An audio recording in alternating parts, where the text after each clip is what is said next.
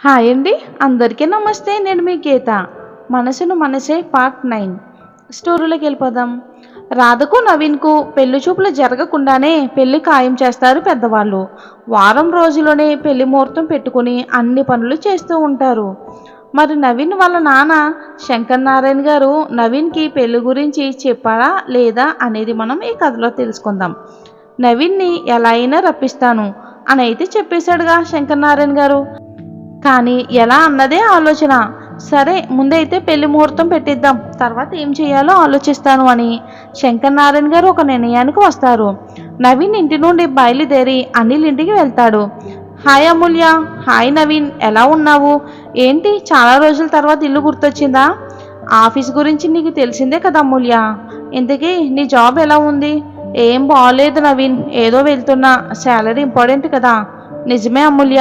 అవును, అమ్మాయి కోసం చూస్తున్నావంట. సెలెక్ట్ చేసుకున్నావా లేదా? లేదు అమూల్య, ఎవరూ కరెక్ట్గా అనిపించట్లేదు. అవును, నీకు ఒకటి చెప్పనా నవీన్? మనకు కావలసిన అమ్మాయి ఎప్పుడో బ్రహ్మ రాసిపెట్టే ఉంటాడు. రావాల్సిన టైంకు ఆ అమ్మాయి ఖచ్చితంగా వస్తుందని అంటుంది అమూల్య. నవీన్ ఆలోచిస్తూ, నిజమే. ఇంతకీ అనిల్ ఎక్కడా? వచ్చిన దగ్గర నుంచి కనిపించట్లేదు. ఇదిగో ఇక్కడే అని గుమ్మం నుండి సరుకులు తీసుకుని లోపలికి వస్తూ ఉంటాడు అనిల్. ఏంట్రా ఇంకా రెడీ అవ్వలేదా అని అంటాడు నవీన్. ఈ అనిల్ అన్ని పనులు లేటే, వేగలేకపోతున్నా. అబ్బో, ఈవిడ పెద్ద హుషారైనట్లు. సరుకులైతే వెళ్ళి తేవాలి కానీ అమ్మాయి గారు వంట చేయరు. ఎంతసేపు ఆర్డర్ పెట్టి మొహాన కొడుతుంది. ఇంతోటి దానికి ఈ సరుకులెందుకు? పురుగులు పెట్టడానికి కాకపోతే. అనిల్, మార్నింగ్ నీలాగే నాకు ఆఫీస్ ఉంది. మరేం చెయ్యను? వంట చేస్తూ ఇంట్లో కూర్చోవాలా? ఆ జాబులు చేసే వాళ్ళంతా ఇంట్లో వంటలు చేసుకోవట్లేదా? అంతా నీలాగే ఉంటారా అని వెటకారంగా అంటాడు అనిల్. నవీన్ ఇద్దరు మాటలకి నవ్వుకుంటూ ఉన్నాడు. నవ్వరా నవ్వు. నీకు త్వరలో అమ్మాయి దొరక్కపోదు, పెళ్ళి కాకపోదు. ఇలాంటి గొడవలు నేను చూడకపోను. ఐఎమ్ సారీ రా. నీతో పాటు ఆఫీస్కు అమూల్య కూడా వెళ్ళాలి కదా. పాపం వంట ఎలా చేస్తుందో మరి. అది అలా అడుగు నవీన్. మీ ఇద్దరు ఒక దగ్గర చేరితే నా గతి అదో గతే. నేను వెళ్ళి ఫ్రెష్ అయ్యి వస్తా అంటూ అని లోపలికి వెళ్తాడు. ఇక నవీన్, టైం అయ్యింది, నేను వెళ్తున్నా. ఓకే అమూల్య. కాసేపటికి, రే వెళ్దామా? ఎంతసేపురా బాబు, పెళ్ళయ్యాక కూడా ఇంతసేపు రెడీ అవుతున్నా ఆఫీస్కి వెళ్ళడానికి? ఎవరో చూడాలని కాదు, నా కోసం నేను హ్యాండ్సమ్గా రెడీ అవుతున్నా. ఏడ్చావలే, పద. మన మేనేజర్ లేట్ అయితే బుర్ర తింటాడు. కట్ చేస్తే సుదర్శన్ గారు రాములవారి గుడిలో పూజారి, మా వంశస్థులు. ఏ శుభకార్యమైనా సరే ముహూర్తం మంచి రోజు చూస్తే చాలా బాగా పనిచేస్తుంది. మాకు బాగా కలిసి వస్తుంది. అందుకనే మిమ్మల్ని ఇక్కడికి రమ్మని చెప్పాను. అన్నయ్య గారు, ఇది మేమే చెయ్యాలి, మాకు నచ్చింది చెయ్యాలి అనే ధోరణి మాది అస్సలు కాదు. మంచి చేసేటప్పుడు ఎవరేం చెప్పినా వినాలి. అందుకే వచ్చాం. వెళ్దాం పదండి. వదిలిని నేను తీసుకుని వస్తాను. వద్దులేమా అని అంటారు సుదర్శన్ రావు గారు. మీరు నా సొంత అన్నయ్యనే నేను అనుకుంటున్నాను. మరి వదిన్ని నేను తీసుకురాకూడదు అన్నయ్య? బావా, లక్ష్మి అనుకుంటే మనమే ఊరుకోవాలి. పద మనం వెళ్దాం, వాళ్ళిద్దరూ వస్తారు. అలాగే బావా. సుశీల, నిన్ను లక్ష్మి తీసుకుని వస్తుంది అని సుదర్శన్ రావు గారు చెప్తారు. చిన్న నవ్వు నవ్వుతుంది సుశీల. లక్ష్మి సుశీలను వీల్ చైర్లో నుండి నెట్టుకుంటూ తీసుకుని వెళ్తుంది. పూజారి గారు, శంకర్ నారాయణ గారు, సుదర్శన్ గారు, లక్ష్మమ్మ అందరూ కూడా గుడి ప్రాంగణంలో కూర్చుని ఉంటారు. పూజారి గారు రాధా నవీన్ల జాతకాలు చూసి, సుదర్శన్ గారు, ఇద్దరి జాతకాలు కూడా చాలా బాగా కలిసాయి. చిన్న దోషం కూడా లేదు. ఒకరి కోసం మరొకరు పుట్టినట్లు ఉన్నాయి ఈ జాతకాలు. అందరూ కూడా ఆ మాటలకి చాలా సంతోషించారు.